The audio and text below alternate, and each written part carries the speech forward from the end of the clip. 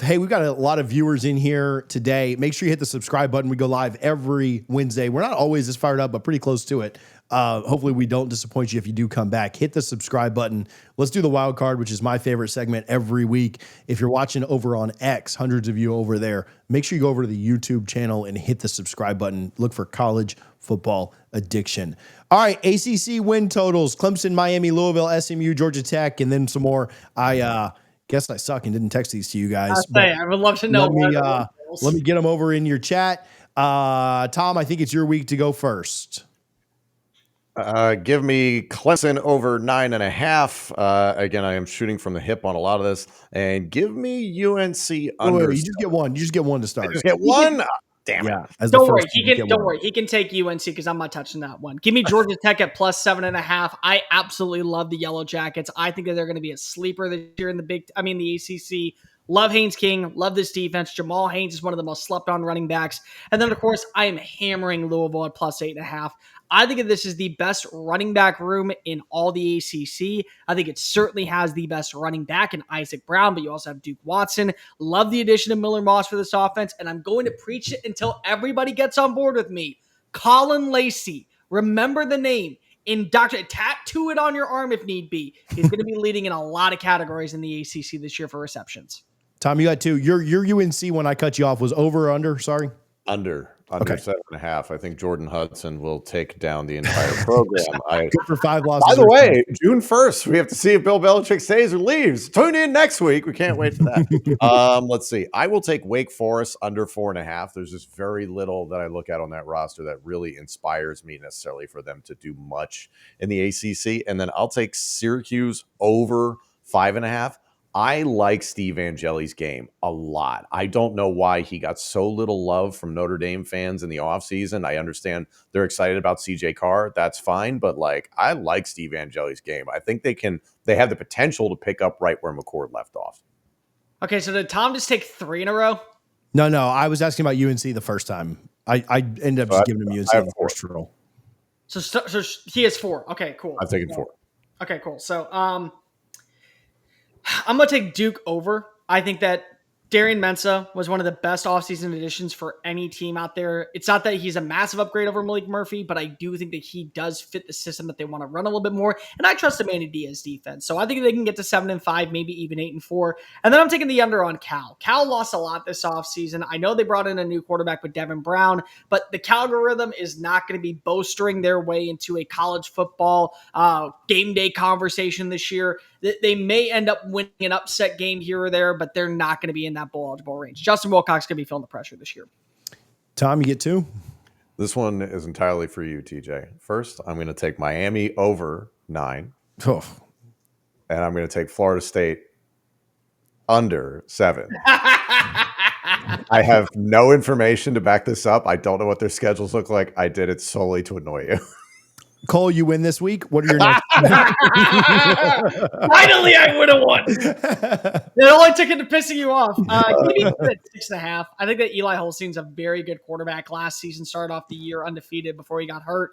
I think that having Cade Bell back as your offensive coordinator is going to do wonders for the passing attack. And then a part of me just somehow believes that NC State is going to be better than 6-6. I like Noah Rogers. I like CJ Bailey. I like the fact that you are at least kind of starting fresh in that position. Justin Jolie's one of the more underrated tight ends in college football. I'm a big NC State, I'm a closet NC State fan, so I'm going to be riding with the Wolfpack Ride or Die this year. Give me them at 6. I think that's an easy 6-6 win. Tom, you get 2, then we'll go 1-1-1 for the last 3. I think I will. If I take Virginia, what's the ruling on that over under? It's so 6, you just cash out. It doesn't hurt or help you. I think that that's perfectly Virginia, right? To go 500. So I'll take Virginia Tech. Let's say under, and then Virginia Tech or Virginia? Virginia. That's what I was referring to. Virginia at 6, and then I'll take Boston College under, but I think they wind up at 5. It's going to be narrow. Okay. Cole, you get 1. Screw it. I'll take SMU. I still believe enough in what we're seeing from Kevin Jennings. I do like that Derek King is his quarterback's coach. I think they're still going to have a good run game despite losing Brashad Smith. Decent defense. 8.5 feels right on that line. I think they're about a 9-win team this year. Maybe going to lose a game that they probably shouldn't, but they're also going to get an upset win. Tom, VT, and Stanford. I will take Virginia Tech over 6.5. I think Brent Pry, this is a year where they can attempt to rebound. They've certainly lost some pieces. I don't know. I just feel better about Virginia Tech this upcoming year for some reason. 3 is such a low number. What do you got, Cole? Give me the under. I don't trust it. I disagree. I would take the I think Frank Reich and what's okay, then switch to me. Give me the under for Virginia Tech, and you take the over on Stanford because I don't believe in Frank. I'm looking at Stanford. Yeah, this is a little thin. Okay. I think under is the right call there. I think under's the right call. It's right at that 3 and 9. But would you be shocked if Andrew Luck and Frank Reich pulled off something surprising, not something crazy like I mean, they could get to 4. Yeah, I mean, they just need to upset one team to get to 4. One team to upset, but I just don't see it this year. That's what's hard about like the massive ones. Like Florida State is going to win, in my opinion, right? Like between 6 and 8 games. Like it would surprise me if they won 5. It would shock me if they won 9. So like that's what makes them hard. Stanford just has to upset one team to hit their over, right? Because they're going to win the other. So yeah, that's what makes those massive or minor ones very difficult to do. That's why I just don't know what they're going to do at quarterback. I don't know what they're going to do at wide receiver. I don't know what they're going to do at the defensive line.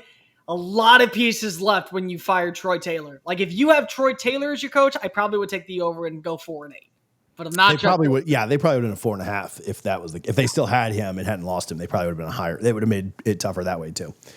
All right, the Power 2. We did it in and out. We're less than an hour again, even though we're a little bit after 1. But make sure that you are subscribed. We will be back again. Gary, appreciate the super chat. Appreciate the love. And we'll be back with you guys. Tom Hannafin, Cole Thompson. You can find him on social media. Just search the names. TJ Pittenger, of course, here on College Football Addiction. We will be back next week for the Power 2. Appreciate you guys for